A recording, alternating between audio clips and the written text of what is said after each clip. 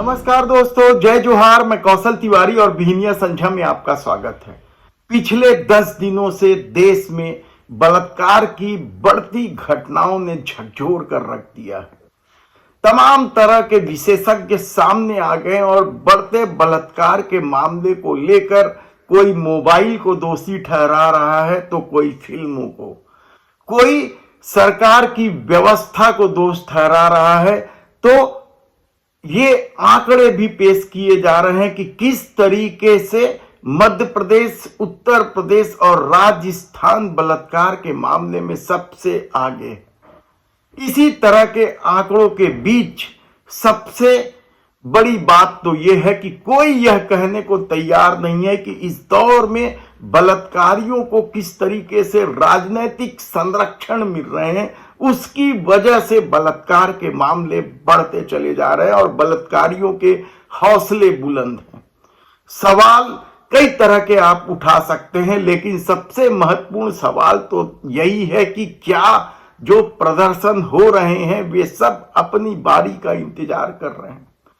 सुदूर बस्तर से लेकर कलकत्ता तक जिस तरीके से बलात्कार की घटनाएं सामने आ रही हैं, छत्तीसगढ़ में 2 बलात्कार की घटनाएं हुई, गैंग रेप की, एक रायगढ़ में जो मुख्यमंत्री विष्णुदेव साय का गृह जिला भी है, कहा जाए तो गलत नहीं होगा। तो अमित शाह के सबसे करीबी और खासम खास मानने जाने वाले ओपी चौधरी का भी घर है।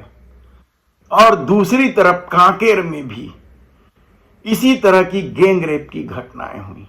यानी हर तरफ किस तरीके से औरतों पर अत्याचार हो रहा है। अपराधों की श्रेणी में सबसे बड़ा और विभत्स अपराध कोई है तो वह बलात्कार है। और सरकार ने इसे रोकने के लिए कई तरह के कड़े से कड़े कानून तक बनाए, फांसी की सजा तक प्रावधान रखा गया कानून में। उसके बाद भी यदि बलात्कार नहीं रुक रहे हैं तो इसकी वजह क्या राजनीतिक दलों की वह भूमिका नहीं है जो उन्हें टिकट तक दे देती है, प्रत्याशी बना देती है, लोकसभा, विधानसभा यानी संसद तक भेजने में शर्म महसूस नहीं करती है। अभी भी यदि यौन उत्पीड़न के मामले को देखा जाए तो 50 से अधिक सांसदों पर इस तरह के आरोप हैं, लेकिन सत्ता की बेशर्मी बलात्कार के मामले में भी नफा नुकसान को देखकर प्रतिक्रिया व्यक्त करती है। और शायद यही वजह है कि बलात्कारियों के हौसले बुलंद हैं।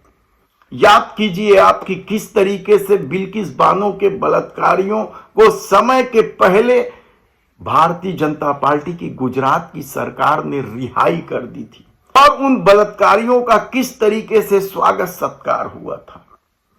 तो क्या इस तरह की घटनाओं का विरोध नहीं होना चाहिए? विरोध तो कठुआ कांड के बलात्कारियों का जब स्वागत सत्कार के साथ जुलूस निकाला जा रहा था तब भी किया जाना चाहिए था, लेकिन लोगों ने खामोशी बरत ली और हालत यह हो गई कि 2024 के चुनाव में राजनीतिक दलों ने खुलेआम बलात्कारियों को या यौन शोषण के आरोपियों को टिकट दी।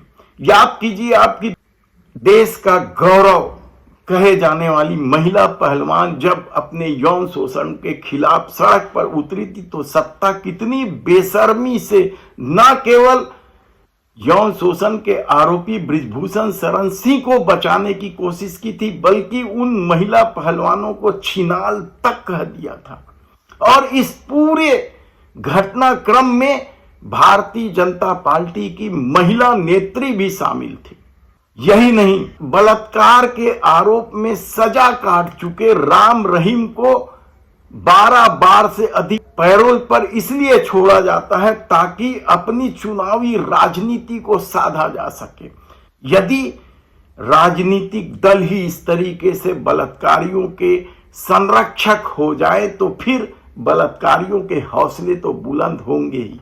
ऐसे कई तरह के सवाल है, आप सोचिएगा जरूर। आप उन पार्टियों से किनारे क्यों नहीं कर लेते, या उन पार्टी के भीतर से क्या कभी कोई आवाज निकली है कि यह व्यक्ति बलात्कार का आरोपी है, इन्हें सत्ता संगठन में कोई पद न दिया जाए? क्या इस तरह की आवाज आपने सुनी है? तब अब जब बलात्कार के मामले बढ़ रहे हैं और अपनी बारी का इंतजार करते लोग मोमबत्ती लिए सड़कों पर उतर रहे हैं, तब यह सिलसिला कब तक चलेगा? धन्यवाद।